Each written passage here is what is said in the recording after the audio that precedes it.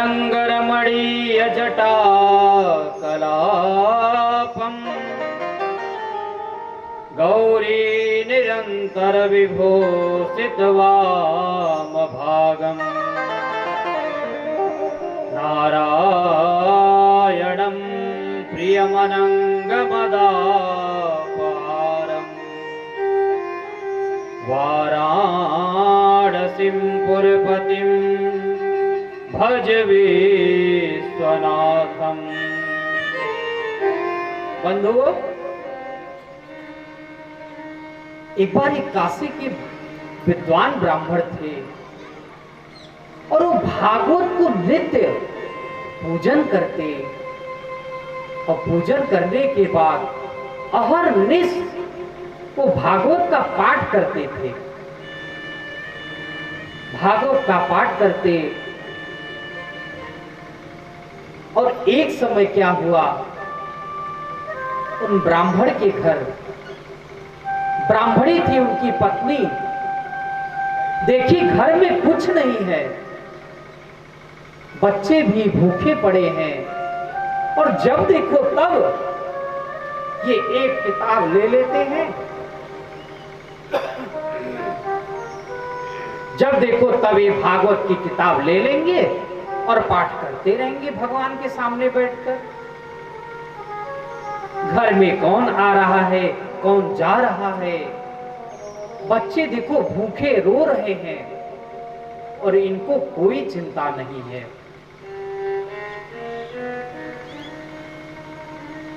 फिर भी ब्राह्मण कहीं से गए, एक दो दिन का फिर ले आए राशन, फिर भागवत पाठ में फिर तल्लीन हो गए। फिर जाकर कुछ दिनों बाद संतों का आगमन हुआ, संत आए और संत आकर उन ब्राह्मण के घर में प्रवेश किए। भिक्षाम देहि, भिक्षाम देहि, भिक्षाम देहि। ब्राह्मणी गई अपने किचन में, देखने लगी, हे भगवान, हे ठाकुर जी, देखो तो सही, हमारे द्वार पर संत आए हैं पर हमारे पास कुछ देने को भिक्षा नहीं है, मैं क्या दूं? संत बहुत देर तक द्वार पर खड़े रहे और इंतजार करते करते जब कुछ नहीं मिला तो वापस चले गए। और इतने में ब्राह्मणी क्रोध में आ गई, गुस्से में आई और पंडित जी जहां भगवान के सामने पाठ कर रहे थे भागवत का, भागवत लेके और तुरंत उसको फाड़ दिया, दो पन्ने, और फाड़ कर उनके सर पे दे मारा भागवत से। जब देखो तब आप भागवत का पाठ करते रहते हैं, आपको ये कुछ मिलता भी है? बच्चे भूखे पड़े हैं और संत आए द्वार पर, वो भी वापस चले गए। निकल जाओ घर से बाहर। संत वो ब्राह्मण उस भागवत को उठाए और अपने हृदय से लगाए, हृदय से लगाकर चले गए। कहां गए? बनारस के किनारे 80 घाट के उस गंगा के किनारे जाकर रोने लगी। रोते रोते जाकर वहां पर गंगा के किनारे, वहां भी जाकर भागवत को फिर खोले और देखे 2 पेज फटा हुआ है, फिर भी भागवत का पाठ करना प्रारंभ कर दिया। इधर ब्राह्मण गंगा जी के किनारे पर गए हैं और उधर भगवान स्वयं बालकृष्ण छोटा सा नन्हा सा रूप बनाए और रूप बनाकर उस ब्राह्मण के घर, ब्राह्मणी के यहां पहुंच गए और डलिया में अनेक प्रकार के सोना, चांदी, हीरा, मोती, जेवरात अनेक प्रकार के भरकर डलिया में लेकर पहुंचे ब्राह्मणी के घर। जैसे ही पहुंचे और भगवान पहुंचते ही नन्हे से बालक के रूप में हैं, जाकर कहने लगे, देवी, ए ब्राह्मणी, कहां हैं पंडित जी? वो पंडित जी कहां हैं जो हमारे यहां नौकरी करते हैं, जो हमारे यहां ड्यूटी करते हैं? अरे, ब्राह्मणी सोचने लगी, अच्छा, ये तो कभी ड्यूटी जाते नहीं थे, कभी नौकरी करते नहीं थे, ये तो जब देखो तब भगवान के पास भागवत का पाठ ही करते रहते। अच्छा, शायद मैं जब काम करने जाती होंगी तब ये कहीं जाते होंगे ड्यूटी करने। और भगवान बोले, मैं उनका मालिक हूं, मैं उनका किराया देने आया हूं, उनका पेमेंट देने आया हूं। पर भगवान इशारे में ही बात कर रहे हैं, ज्यादा कुछ कह नहीं रहे हैं। भगवान बोल भी नहीं रहे, कहां है, इशारे से कर रहे हैं। तब उन्होंने एक पत्र लिखा और पत्र लिखकर उस ब्राह्मणी को दे दिए। और ब्राह्मणी को देकर वो सोना, चांदी, जेवरात, हीरा, मोती सब कुछ ब्राह्मणी को देकर ठाकुर जी चले गए वापस। और जैसे ही वापस गए, ब्राह्मणी तो पा गई, महाराज, अब किसी देवता का अगर देवी जी पा जाए बढ़िया इतना सोने, चांदी, जेवरात, तो कितना प्रसन्न हो जाएंगे। अब पति को याद करने लगी ब्राह्मण को, हे पतिदेव कहाँ हैं? कुछ समय बीता, ब्राह्मण उस भागवत को हृदय में लगाकर, छाती में लगाकर घर को आए। देखे, घर पे आए, जहां पर वो टटिया बिछा हुआ था वहां पर तो घर बना हुआ है और अनेक मड़ियों से जटित घर बना हुआ है। और ब्राह्मणी खूब बढ़िया 16 श्रृंगार करके खड़ी हैं कि पतिदेव कब आएंगे, मैं इनका आरती उतारूंगी। देखो तो सही, चोरी चोरी जाकर नौकरी करते और मेरे को कभी आज तक नहीं बताए। जैसे ही ब्राह्मण का आगमन हुआ घर में, आपने कभी बताया नहीं? ब्राह्मणी कहने लगी ब्राह्मण से, क्या बताते तो सही। अच्छा, अब ब्राह्मण देवता तो कभी गए नहीं नौकरी करने, तो कहने लगे हम तो कभी नहीं गए। मन में सोचने लगे, ये कौन आया मेरा मालिक? तो देवी बोलने लगी कि उन्होंने एक पत्र लिख कर गए हैं जो मुझे दे गए हैं। तो कहने लगे, दिखाओ उस पत्र को।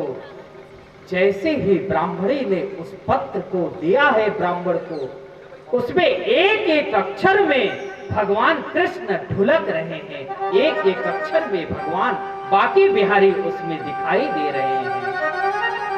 बंधुओं, भगवान क्यों नहीं बोले? क्योंकि ब्राह्मणी ने 2 बन्ने को, भागवत को फाड़ दिया था। वो क्या था? वो भगवान का जिह्वा था, और जिह्वा कट जाने से वाणी बोल नहीं सकते, इसलिए भगवान बोल नहीं रहे थे। आए तो वही समय ब्राह्मण रोने लगे कि देखो तो सही, ये बिहारी जी कितना कृपालु है, कितना दयालु है। कहते हैं भागवत से क्या नहीं मिलता।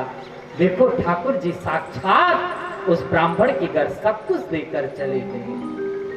बोलिए श्रीमद् भागवत महापुराण की। ऐसा है यह श्रीमद् भागवत पुराण। सच्चिदानंद रूपाय विश्वोत्पत्त्यादि हेतवे। हम लोग पहले श्लोक का व्याख्या सुने थे। देखिए, आप लोग गए इलाहाबाद में और यहाँ पे सबसे मशहूर है रसगुल्ला वाला, देहाती रसगुल्ला, है कि नहीं? आप लोग कितना खा सकते हैं रसगुल्ला? 1 खा सकते हैं, 2 खा सकते हैं, 10 खा सकते हैं। 10 खाने के बाद उसी रसगुल्ला को आप लोग देखेंगे नहीं, घृणा हो जाएगा। पर जब खाते समय उसको क्या पर सही पूछो, आनंद ये आनंद नहीं है। उसी रसगुल्ले को 10 खाने के बाद हमारा मन नहीं करता, तो ये बताओ जब एक खाने में आनंद था तो क्या 10वें खाने में आनंद नहीं रहता? वो आनंद क्या है? तो बंधुओं, पर आनंद नामक वस्तु नहीं बनाई। तो सब देवता सोचने लगे, नहीं भगवान के पास चलते हैं। भगवान राम के पास सब देवता गए। प्रभु, आपने सब कुछ बनाया है, पर एक वस्तु नहीं बनाया है जो आनंद आए। तो भगवान ने क्या किया? उसी समय सी करते त्रैलोक सुपासी, एक सीख से उस आनंद रूपी समुद्र से केवल छिड़काव कर दिए। उसी में हम सबको क्या आ रहा है? आनंद आ रहा है। आ रहा है कि नहीं? और शायद इस कथा रूपी अमृत में अगर हम लोग 7 दिनों तक इस आनंद में डूबे रहेंगे तो कितना आनंद आएगा। ऐसा है यह आनंद। तो विश्वोत्पत्त्यादिहे तवे, ये आनंद ही स्वरूप कौन है?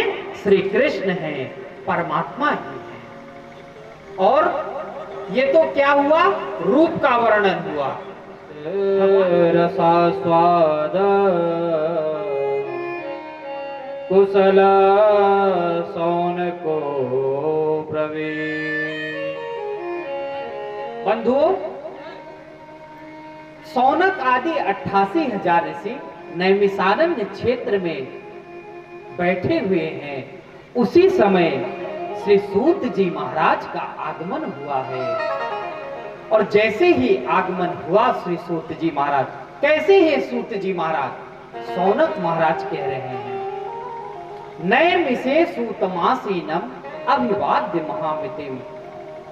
हे सूत जी महाराज, हम सब 88,000 ऋषि आपको प्रणाम करते हैं। और हे गुरु सूत जी, कथामृत रसास्वाद सूताख्यायी कथा सारम, कथामृत रसास्वाद कुशल सौनको प्रवीण। आप हमें ऐसी कथा सुनाएं जो कुशल सौनको प्रवीण। आप कुशल हैं कथा करने में, कथा सुनाने में आप निपुण हैं। तब कहते हैं कैसे हैं आप? अज्ञान ध्वांत विध्वंस कोटि सूर्य समप्रभ सूताख्यायी कथा सारम मम कर्ण रसायन। आप अज्ञान को दूर करने वाले हैं और करोड़ों सूर्य के समान हैं सूत जी महाराज। सूताख्यायी कथा सारम मम कर्ण रसायन। हे सूत जी महाराज, आप हमें ऐसी कथा का सार बताएं, कथा भी नहीं जो कथा का सार हो और हमारे कर्ण को रसायन प्रदान करने वाला हो। मम कर्ण रसायन। बंधु, रसायन भी 2 प्रकार का होता है। औषधि, एक होती है दवा कड़वी, जो कड़वी लगती है, और एक होती है रसायन, जो पियो तो मीठी मीठी सी लगती है। तो सौनक जी कह रहे हैं ऐसी हमें कथामृत का दवा पिलाओ जो कैसा लगे? मीठा मीठा लगे। तब कहने लगे और क्या? कृष्ण प्राप्ति करम सस्वत साधनम तद्वदाधुना। सौनक जी कह रहे हैं हे सूत जी महाराज, आप हमें ऐसा कथा सुनाकर जिससे हमें कृष्ण की प्राप्ति हो जाए। कृष्ण प्राप्ति करम सस्वत साधनम तद्वदाधुना, ऐसा हमें साधन भी बताएं। जब सौनक जी ने इस प्रकार का प्रश्न किया तब सूत जी महाराज बहुत ही प्रसन्न हुए, गदगद हुए और कहने लगे, काल व्याल मुखग्रास त्रास निर्णास हेतवे श्रीमद्भागवतं शास्त्रं कलौ कीरेण भासितम्। काल ब्याल मुखग्रास त्रास निर्णास हेतवे। बंधुओं, ये कौन सा है? कलयुग चल रहा है। क्या चल रहा है? कलयुग चल रहा है। हम सब काल रूपी सर्प, ये कलयुग क्या है? सर्प है। ये सर्प के मुख पर हम लोग ग्रास बनकर बैठे हुए हैं। काल ब्याल मुखग्रास त्रास निर्णास हेतवे। इस कलयुग से बचने के लिए उपाय क्या है? तो सूत जी महाराज कहते हैं, श्रीमद् भागवतम शास्त्रम कलौ कीरेण भासितम। ये कलयुग में जो श्री सुखदेव जी महाराज ने इस अपने मुखार बिंदु से इस श्रीमद् भागवत का श्रवण कराया है, कथा किया है, इसी का अगर जो भागवत को श्रवण करेगा वो काल रूपी व्याल से मुक्त हो जाएगा। ऐसा है यह है श्रीमद् भागवत। अच्छा, एक बार क्या हुआ बंधुओं, कथा सुना रहे थे श्री सूत जी सुखदेव जी राजा परीक्षित को। राजा परीक्षित को श्राप लगा। श्री सुखदेव जी महाराज कथा का श्रवण करा रहे थे। उसी समय देवता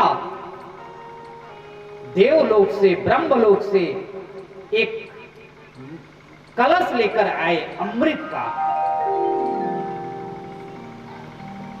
का कलश लेकर आए। कहने लगे कि चलो, राजा परीक्षित को श्राप लगा हुआ है कि एक हफ्ते में, एक सप्ताह में राजा परीक्षित का मृत्यु हो जाएगा, तो हम इस अमृत कलश को लेकर चलते हैं और राजा परीक्षित को पिला देते हैं और उसके बदले में हम लोग कथा अमृत का पान कर लेंगे। ऐसा देवता लोग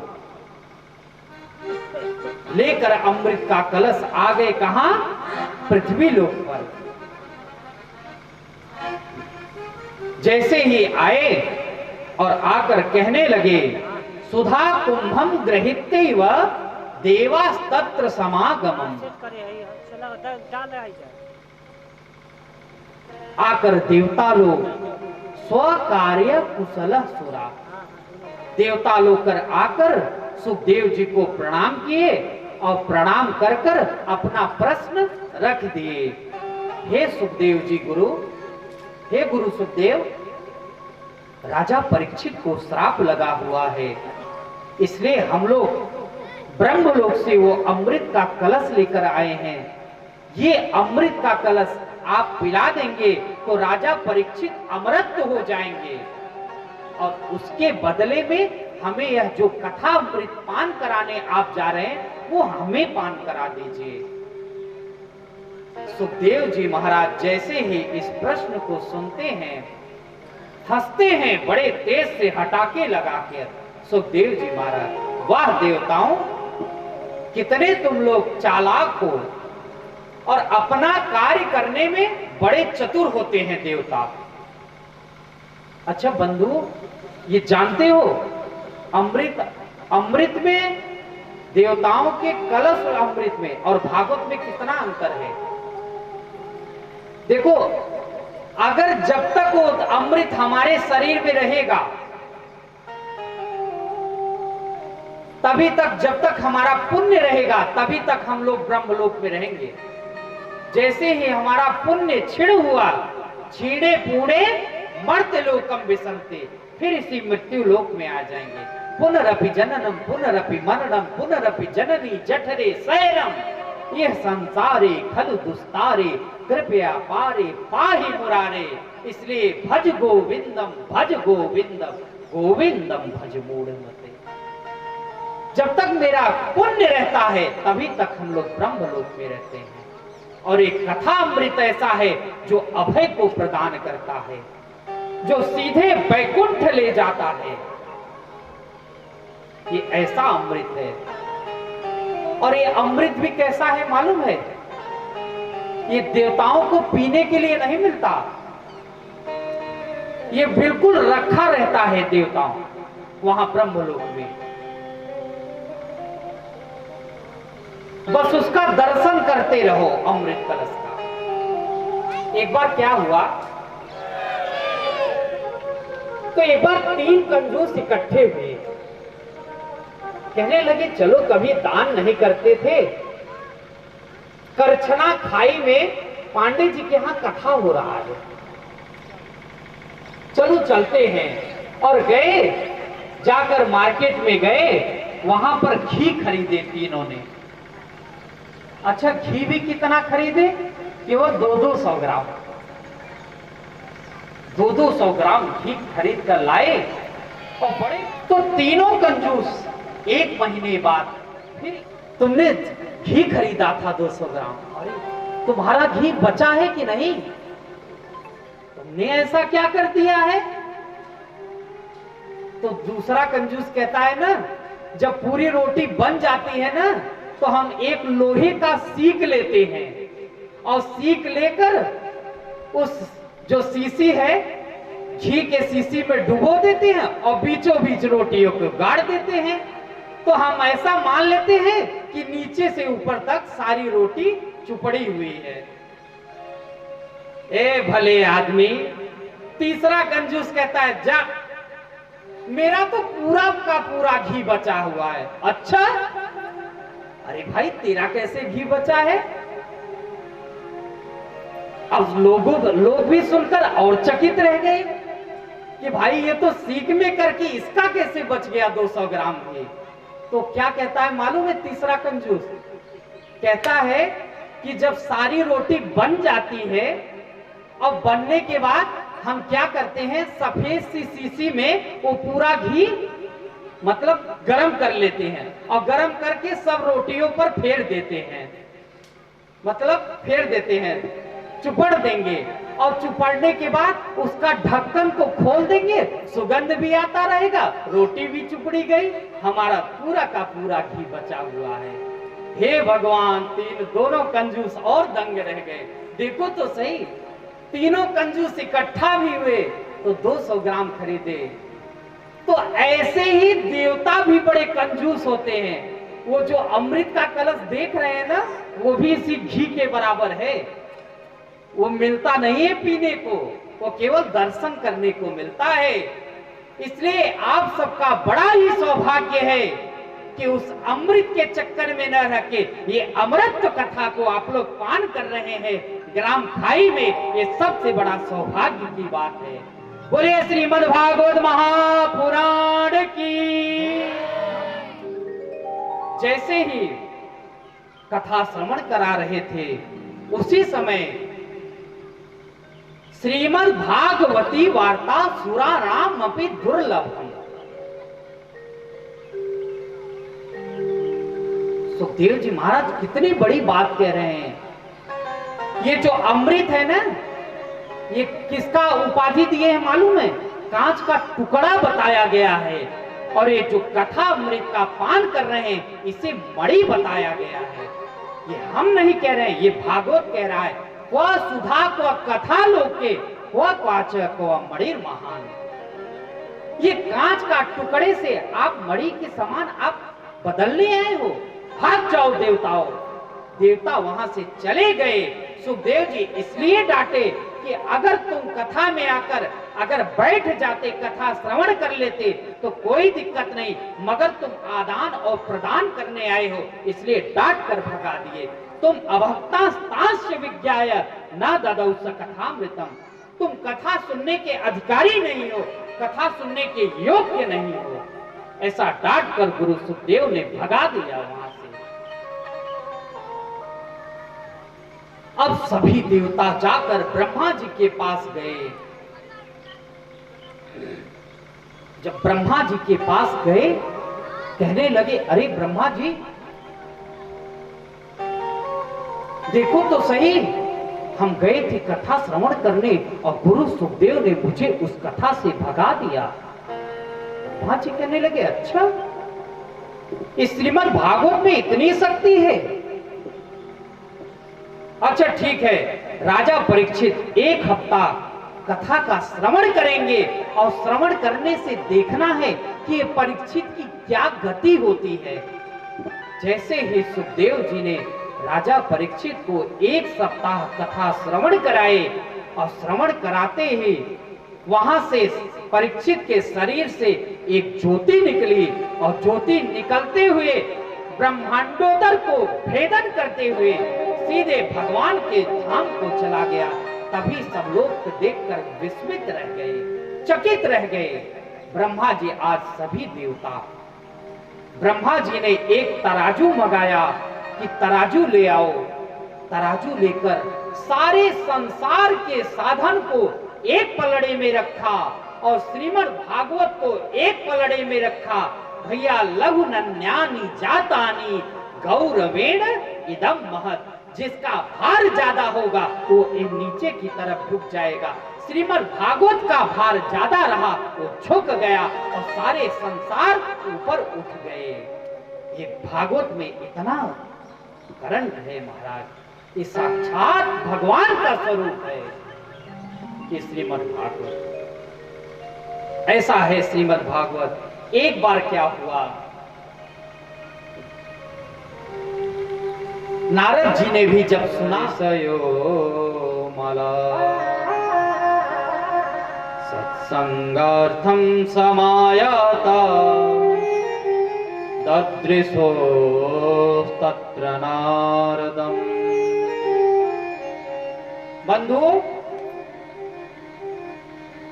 ये नारद जी जैसे ही इस कथा को नारद जी ने भी सुना था, नारद जी को श्राप लगा है कि एक जगह ये ठहर नहीं सकते, ये भगते ही रहते हैं नारद जी। और सौनक आदि ऋषि सूत जी महाराज जी से कह रहे हैं कि नारद जी ने सप्ताह विधि से कैसे कथा का श्रवण किए। ये प्रश्न किया तो कहने लगे, लोक विग्रह मुक्तस्य नारदस्या स्थिरस्य च विधि श्रवे। किस विधि से उन्होंने कथा का श्रवण किया और किससे किया और कब किया। तब जाकर श्री सूत जी महाराज सौनक को कहते हैं, एक दिन विशालापुरी क्षेत्र में एकदा ही विशालायाम चत्वार ऋषियो मला। 4 ऋषि सत्संग के लिए जा रहे थे। वो कौन से ऋषि थे? सनक, सनंदन, सनातन और सनत कुमार। ये चारों ऋषि जा रहे थे और किस लिए? सत्संग की महिमा सुनने के लिए, सत्संग का गान करने के लिए। उसी समय किसको देखा? ददृशुस् तत्र नारदम, नारद जी को देखा। जैसे ही चारों ऋषि नारद जी को देखे, नारद जी को देखते ही चारों ऋषियों ने 4 प्रश्न किए।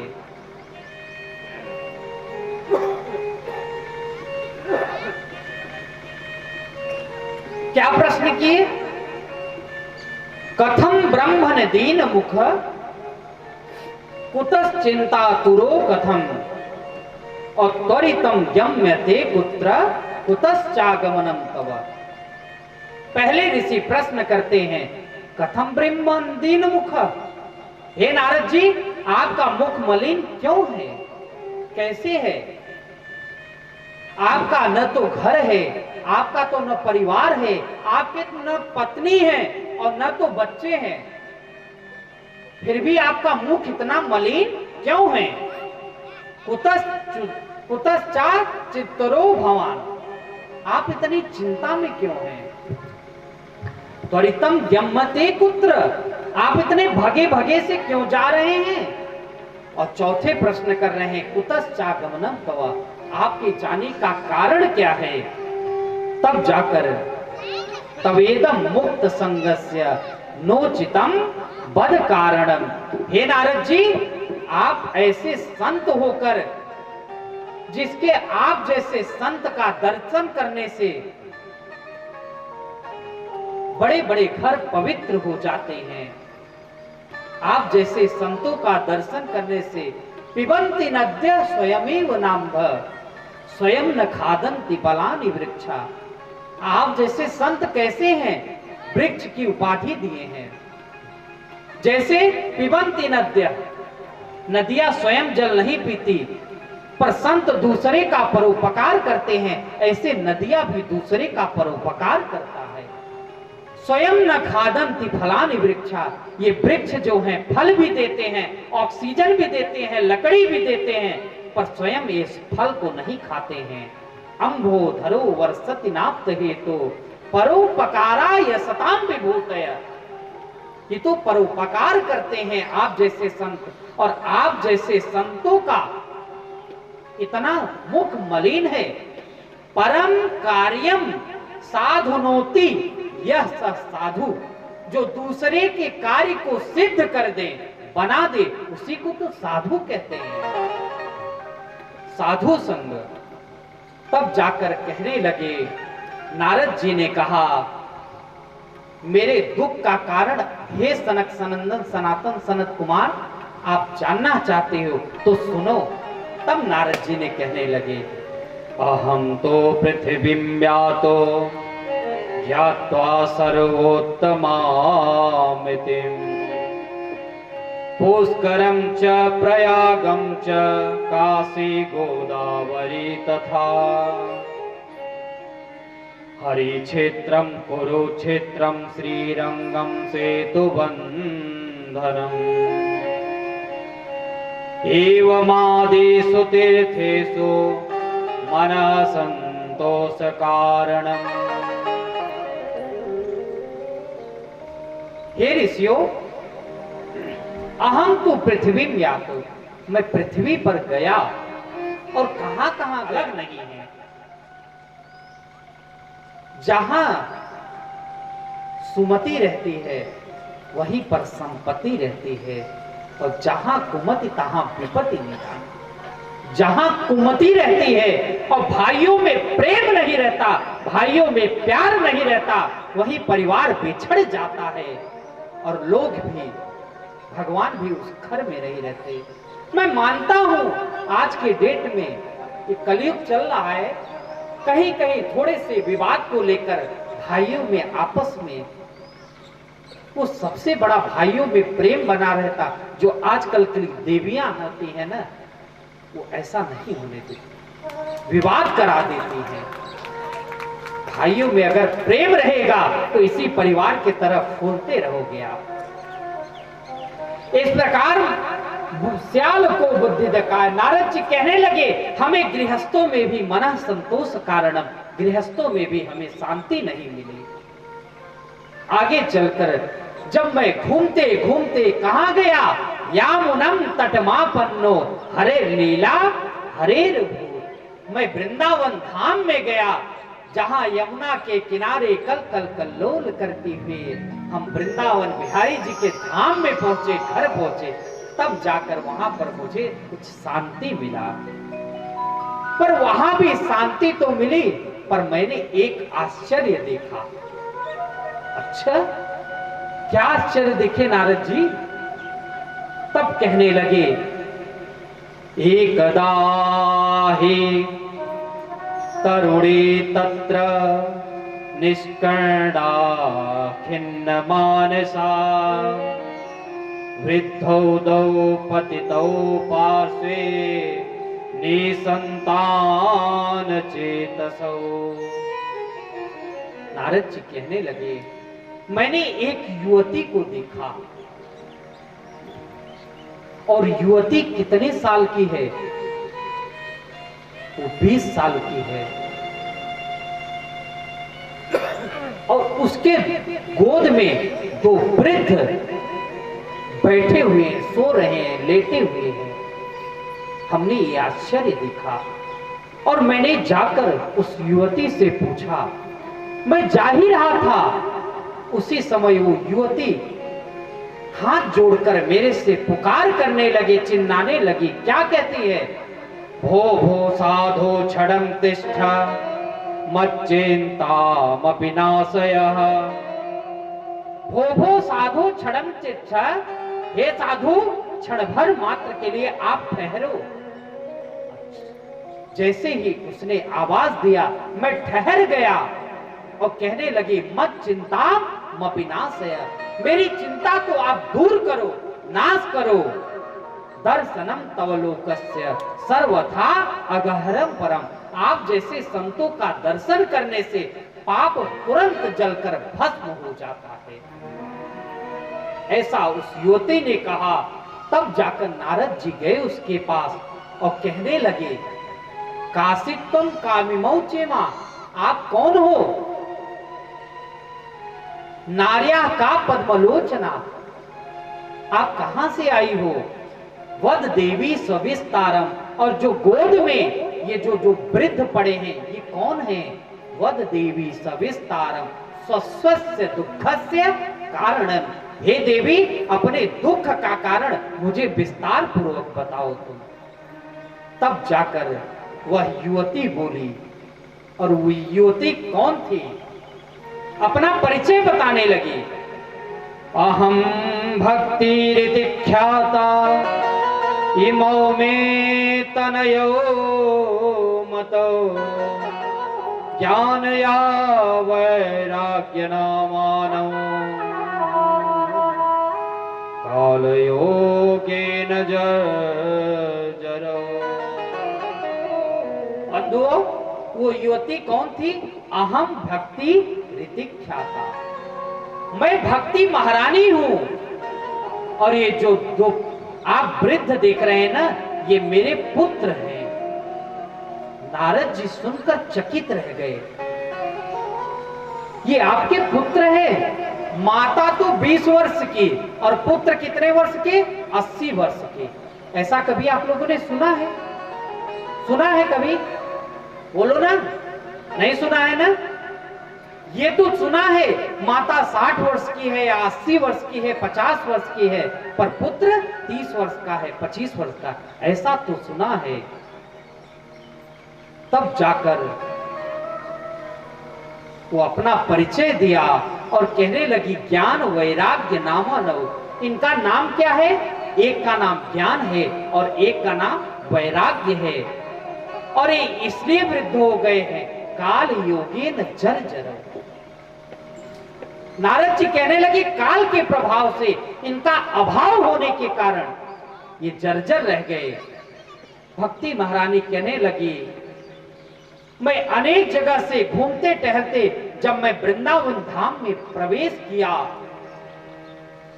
तो मैं तो नवीन बन गई, पर जो मेरे पुत्र हैं ये वृद्ध के वृद्ध रह गए। बंधु, एक बार भाव से क्या बोलना पड़ेगा? और हे नारद जी, यस्य कायाधवस्ते जयति जगति माया, यस्य कायाधवस्ते वचन रचन मेकं केवलं चाखलय्य, वचन रचन मेकं केवलं चाखलय्य, ध्रुवपदमपि यातु यत्कृपातो सोऽयं, ध्रुवपदमपि यातु यत्कृपातो सोऽयं, सकल कुशल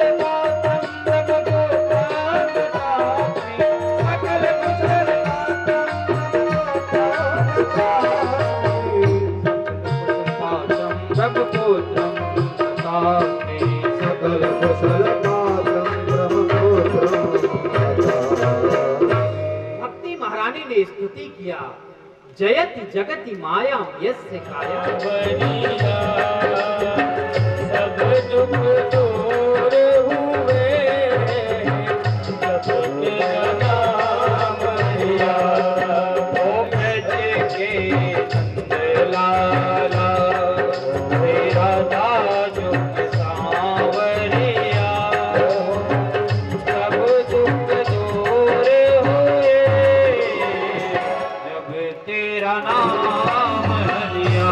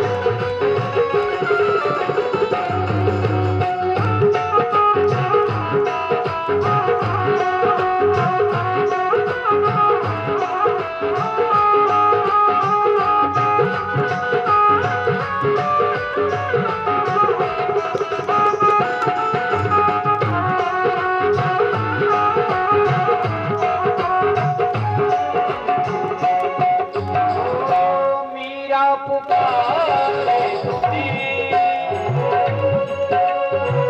गिरधर को पाला।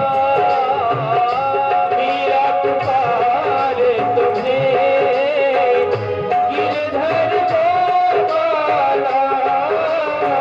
बन गया अमृत में इसका बड़ा प्यारा। बन गया अमृत में इसका बड़ा प्यारा।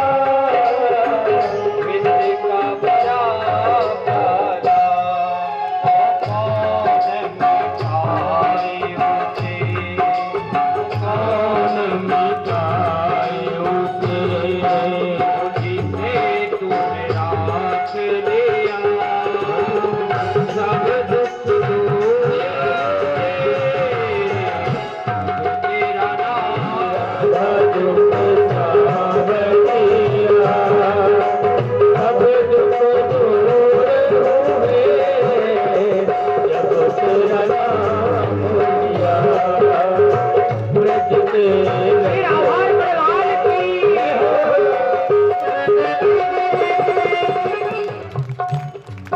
श्री कृष्ण चरणाम हो जा अस्वर दुखम जैसे। वृंदावन बिहारी लाल की।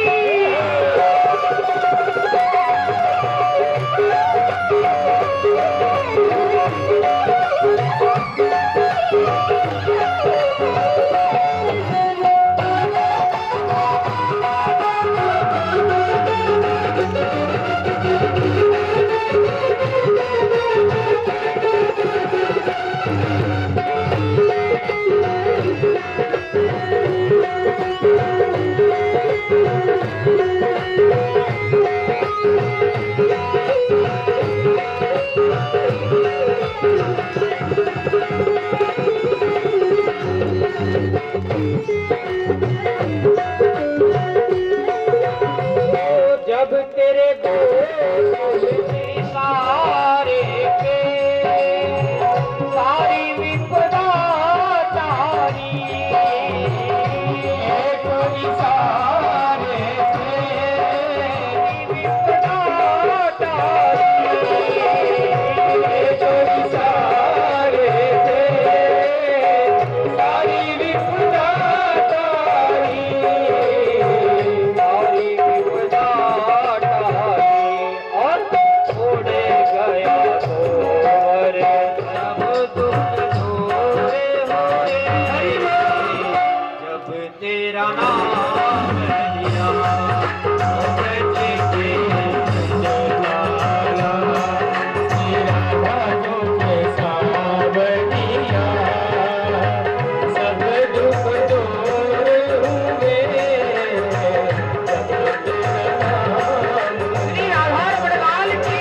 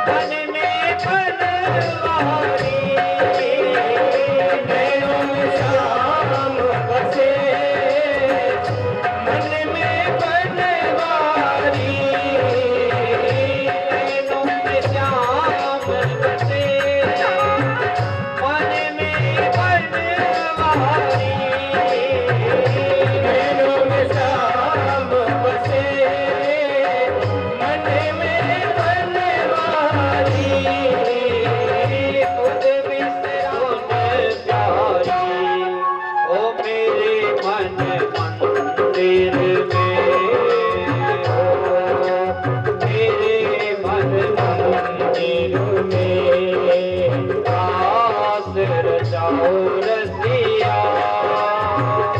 दुख दुख राधा डूबे सागर जिया अब दुख दूर हुए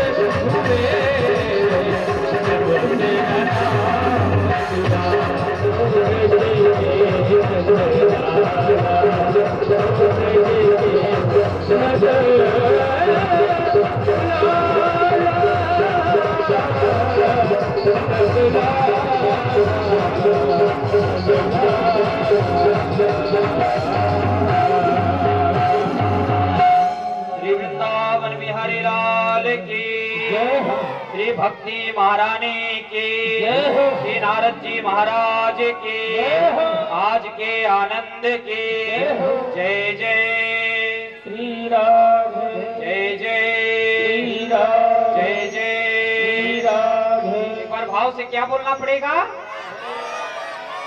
जोर से बोलना पड़ेगा। वकील साहब आप नहीं बोल रहे हैं, हाई कोर्ट में तो बहुत बोलते होंगे आप, देख लो।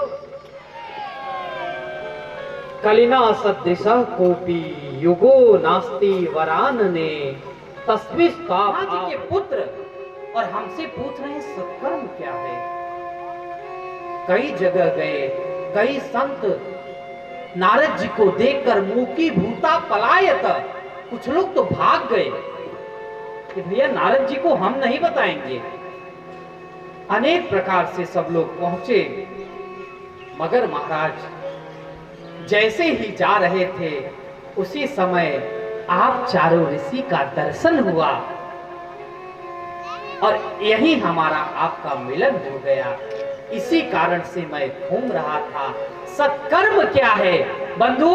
अभी कुछ देर पहले सुना नारद जी का भेंट सनक सनंदन सनातन सनत कुमार से हुआ, तो नारद जी खिन्न मन से कि सत्कर्म क्या है, सत्कर्म क्या है, इसी के लिए जा रहे थे। उसी समय ये पंचहायन संयुक्ता पूर्वे सामपि पूर्वजा, ये सनक सनंदन कैसे 5 वर्ष के लगते हैं? कितने वर्ष के? 5 वर्ष के।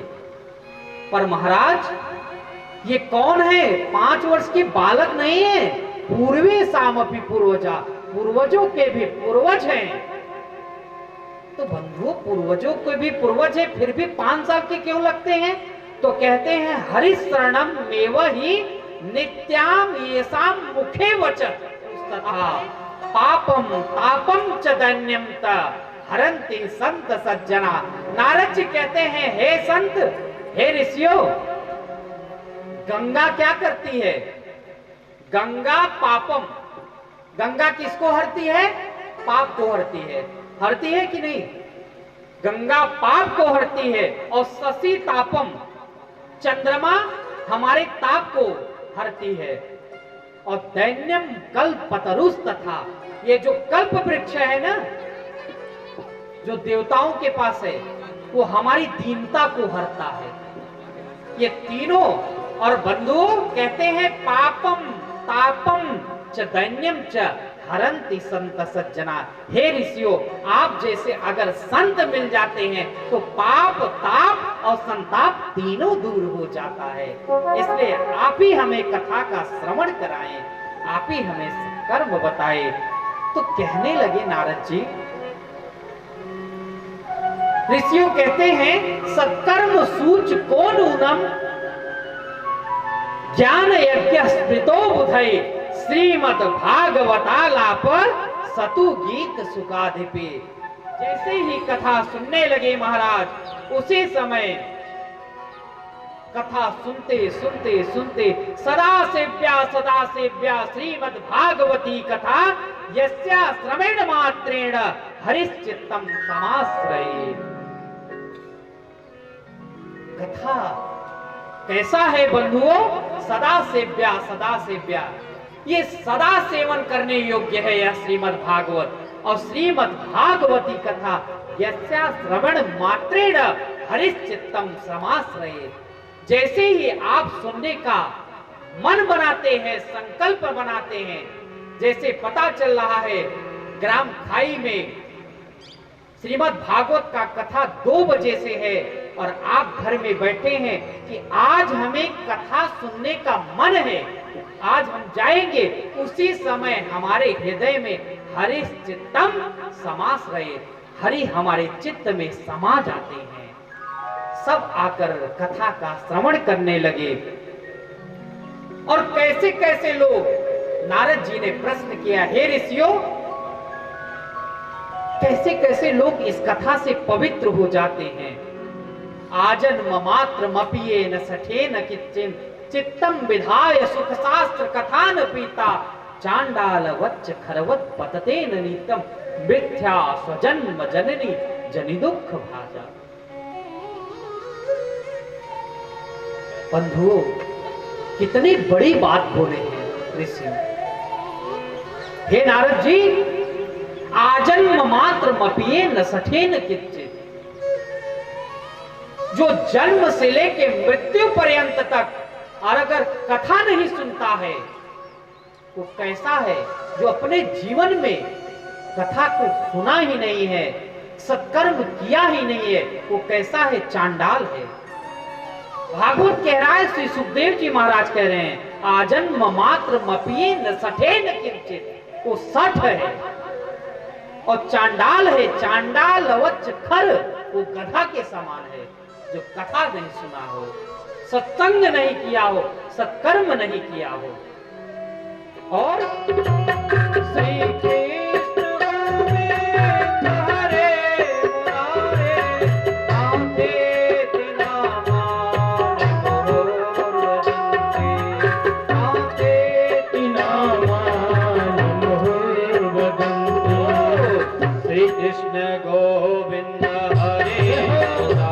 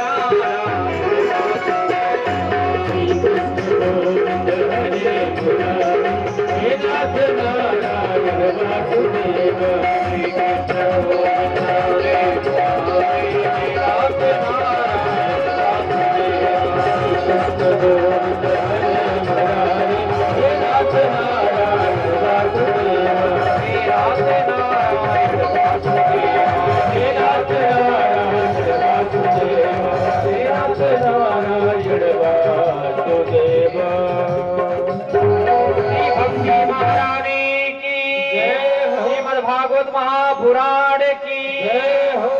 भक्ति महारानी जैसे ही महात्मा की कथा ही अभी पूर्ण हुई, भक्ति महारानी अपने दोनों पुत्र के साथ एकदम दुख का दूर होके और उनके ज्ञान वैराग्य भी तरुण होकर प्रकट हो गए उस कथा के मध्य में। कथा के मध्य में जैसे ही प्रकट हुई, भक्ति महारानी बोलने लगी अपने दोनों पुत्रों के साथ, और उनका क्या नाम है? आत्मदेव जी। बहुत ध्यान से सुनिएगा। वो आत्मदेव जी, और कैसे थे आत्मदेव जी? भागवत में लिखा है द्वितीय एवं भास्कर, वो द्वितीय सूर्य के समान थे। ऐसे ब्राह्मण थे महाराज आत्मदेव जी। मगर उनकी एक पत्नी थी, और उस पत्नी का नाम था क्या मालूम है? धुंधुली। आत्मदेव जी का यथा नाम तथा गुण। आत्मदेव जी तो बड़े ही सीधे साधे ब्राह्मण, मगर उनकी पत्नी धुंधुली, धुंधुली का मतलब जानते हैं, कलह प्रिया। जब तक पड़ोसी से तू तू मैं न कर ले, तब तक उसका धुंधुली का खाना नहीं पचता था। ऐसी थी ये धुंधुली। तो महाराज एक बार क्या हुआ, आत्मदेव जी को न पुत्र था और न पुत्री थी। आत्मदेव जी सोचने लगे, बहुत दुखी हुए, दुख के कारण सोच रहे हैं अब मैं जा रहा हूं, मैं वन में जाऊंगा और तपस्या करते हुए मैं मृत्यु को प्राप्त हो जाऊंगा, मैं मर जाऊंगा, मेरे पुत्र नहीं है, दुख के कारण। जैसे ही गए वन में, और वन में जाकर एक दास द्विजो दुखात गृहम त्यक्ता वनम गतम, वन में चले गए दुख के कारण। जाकर बैठे थे नदी के किनारे, उसी समय एक संत का आगमन हुआ। त्यज संसार वासनम। संत जी ने समझाया, मुंचा ज्ञानम प्रजारूपम बलिष्ठो कर्मणा गिद्धि। हे संत जी, हे आत्मदेव ब्राह्मण, तुम क्यों दुख में पड़े हो? तुम भगवान का भजन करो, तुम्हारा सब दुख दूर हो जाएगा। तो इसके लिए इतना दुखी मत हो।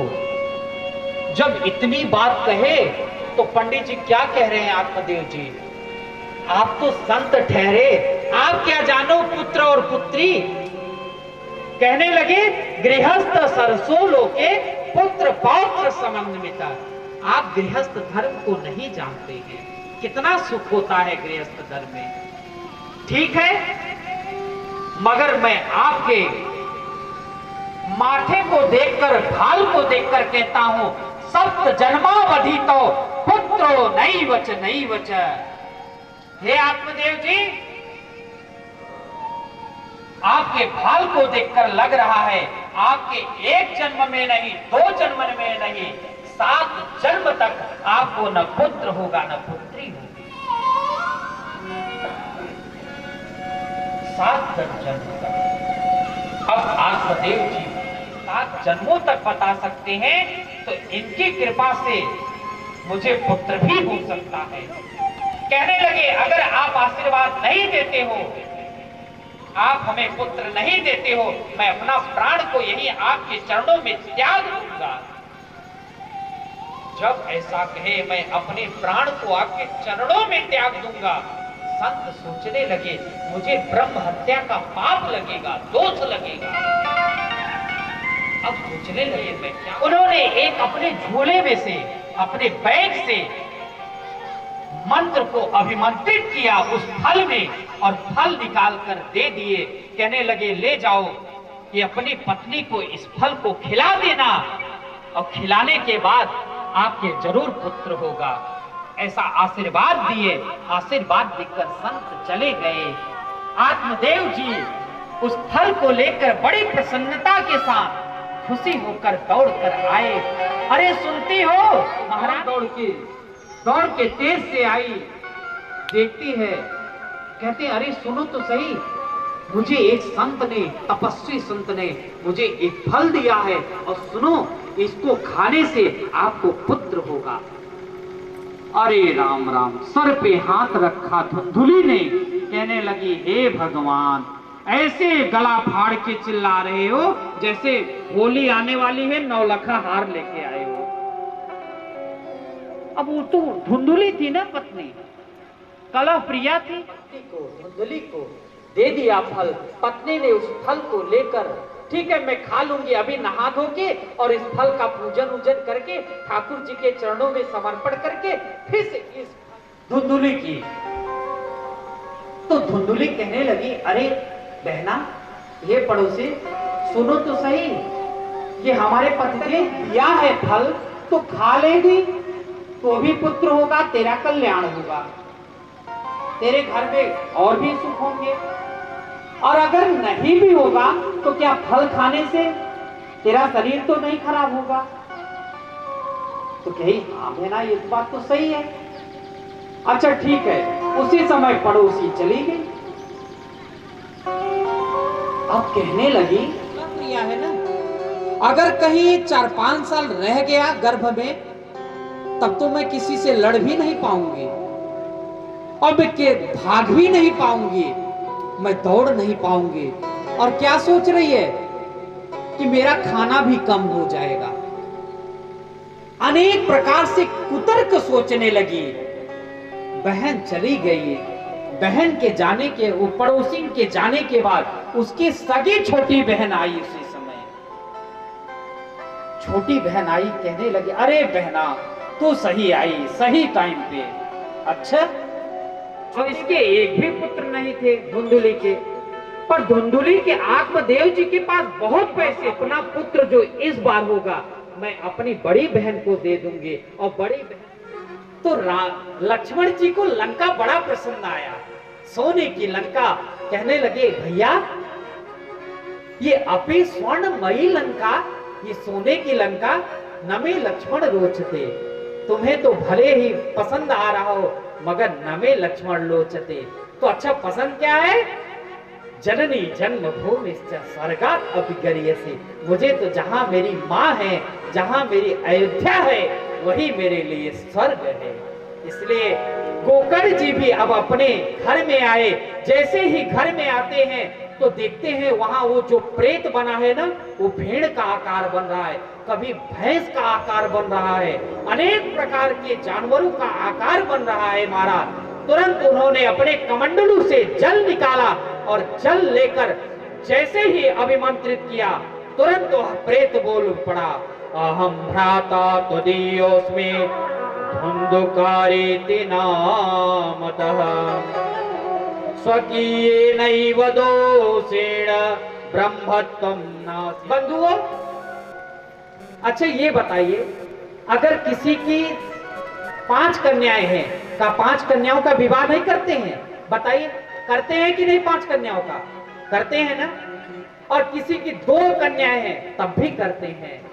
बंधुओं, अगर जिसकी 1 कन्या है वो माने कि हमारी 2 कन्या है, जिसकी 2 कन्या है वो हमारे 4 कन्या है, ऐसा माने। और एक बार जरूर भागवत का श्रवण करें अपने जीवन में। इस प्रकार कहने लगे कि कहां पर कथा कराएं, चाहे तीर्थ में कराएं, चाहे वन में कराएं, चाहे गृह घर में कराएं, चाहे श्रवण कहीं भी कराएं, श्रवण करें। और वक्ता कैसा होना चाहिए ये चयन करना चाहिए। विरक्तो वैष्णवो विप्रो वेद शास्त्र विशुद्ध कृत दृष्टांत कुशलो धीरो वक्ता कार्यो अति निष्प्रहा। विरक्त हो, वैष्णव हो, विप्र हो, ब्राह्मण हो और वेद शास्त्र विशुद्ध कृत, शास्त्रों में शुद्धि और अशुद्धि का ज्ञान होना चाहिए। और दृष्टांत कुशल धीरो, दृष्टांत देने में कुशल हो, निपुण हो, ऐसा। प्रहलाद तालधारी तरिल गति दया जो धवल कांसधारी। उद्धव जी कांसा बचाने लगे। बीड़ाधारी सुरर्षि, नारद जी बीड़ा का निनाद करने लगे। बीड़ाधारी सुरर्षि जय जय सुखरा, सनत सनंदन सनत कुमार जय जय जय हो। श्रीमद् भागवत महापुराण की जयकारा करने लगे। इस प्रकार भागवत के 6 अध्याय की महात्म यहाँ पर पूर्ण होता है। आइए बड़े भाव से हम अपनी वाणी को यहीं पर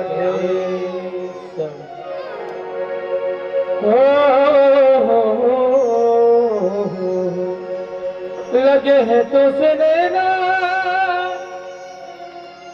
लगे है तो सुनना, लगे है तो सुनना, लगे है तो सुनना, आजा बनवारी लगे है तो सुनना, आजा बनवारी लगे है तो सुनना, आजा बनवारी लगे है तो सुनना, आजा बनवारी लगे है तो सुनना, नैना नैना नैना तो सुनना।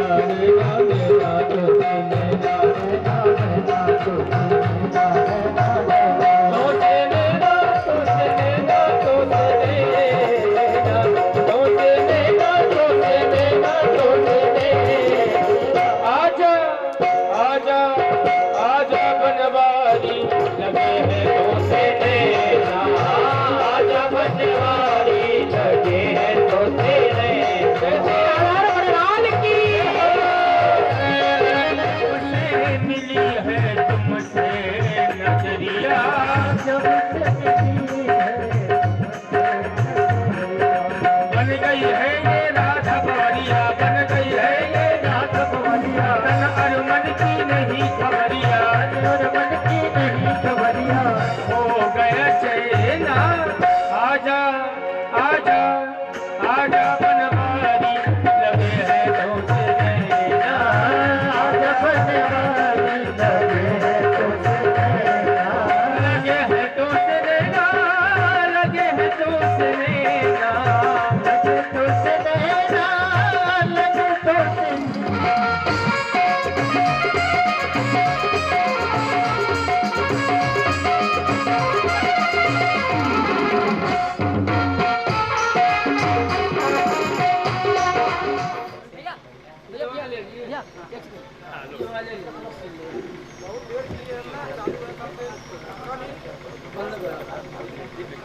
तो इसका पुण्य के भागी आप सभी भी बनेंगे।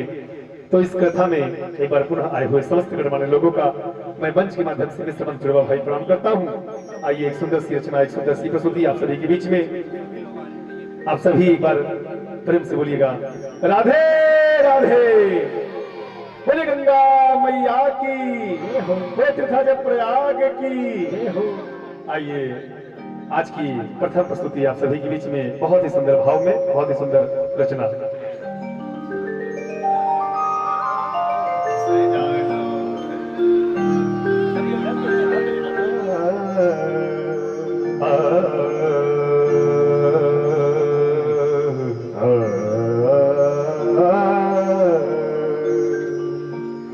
सजा दो घर को गुल सहसा। बहुत ही सुंदर अंदाज में लग रहा है मानो कि वृंदावन में हम लोग बैठे हैं। बहुत ही सुंदर और ऐसी दिव्य कथा महाराज जी के द्वारा हो रही है। आइए बाकी बिहारी लाल जी के श्री चरणों में उपस्थित है यह प्यारी सी भजन। सजा दो घर को गुल सहसा, सजा दो घर को गुल सहसा, मेरे भगवान आए हैं। सजा दो घर को गुल सहसा, मेरे भगवान आए हैं। मेरे भगवान आए हैं, मेरे भगवान आए हैं, मेरे भगवान आए हैं, मेरे प्रभु राम आए हैं, मेरे प्रभु राम आए हैं। लगे कुटिया भी दुल्हन सी, लगे कुटिया भी दुल्हन सी, मेरे राम आए हैं। सजा दो घर को गुल सहसा, मेरे प्रभु राम आए हैं।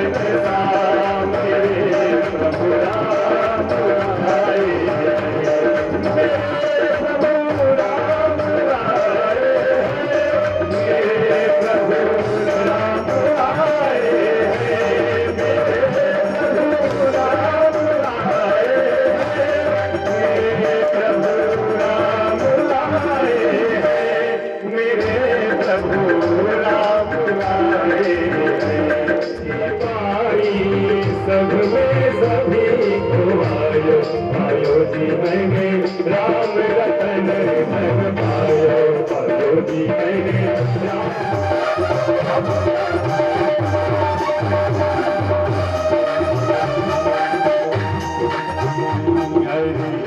हरि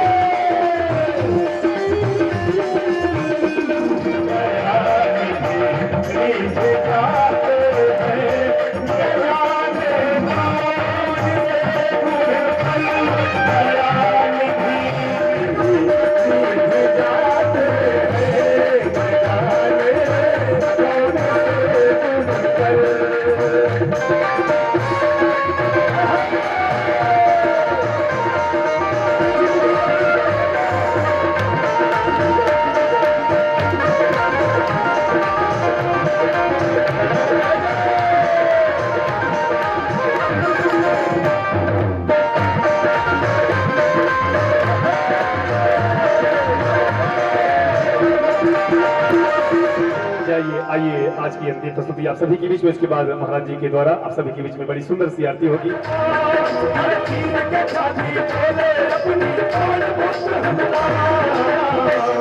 मेरे मन में बसे है राम, मेरे तन में बसे है राम, मेरे मन में बसे है राम, मेरे तन में बसे है राम।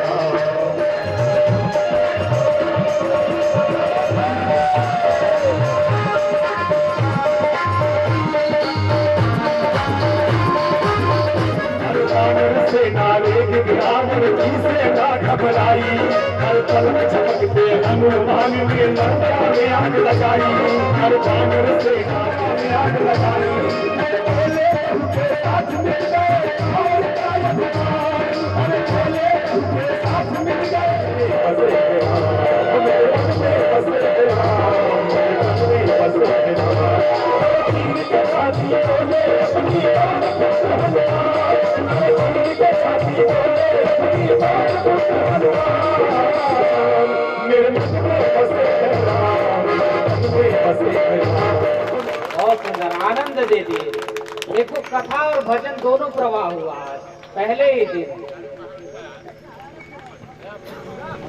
हे गिरधारी तेरी आरती गाऊं, हे गिरधारी तेरी आरती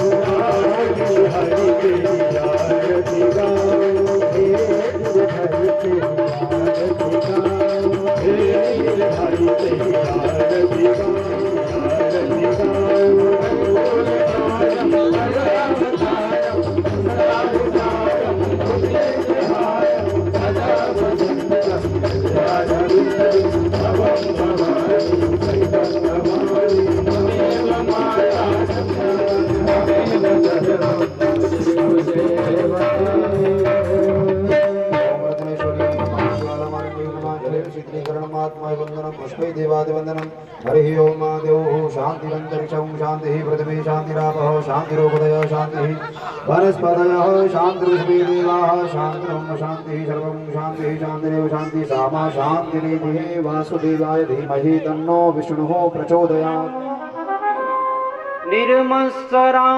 अगर जिसमें लक्षण पाए जाते हैं उसे महापुराण कहते हैं, और जिसमें 5 लक्षण पाए जाते हैं जिसे अल्प पुराण कहते हैं। इसमें भागवत के 10 लक्षण बताया गया है, इसलिए क्या है, महापुराण है। बंधु, तो हम भागवत में सबसे पहले श्रीमद् भागवत के प्रथम स्कंद के प्रथम अध्याय का प्रथम श्लोक हम लोग गुणगान करते हैं। 3 श्लोकों में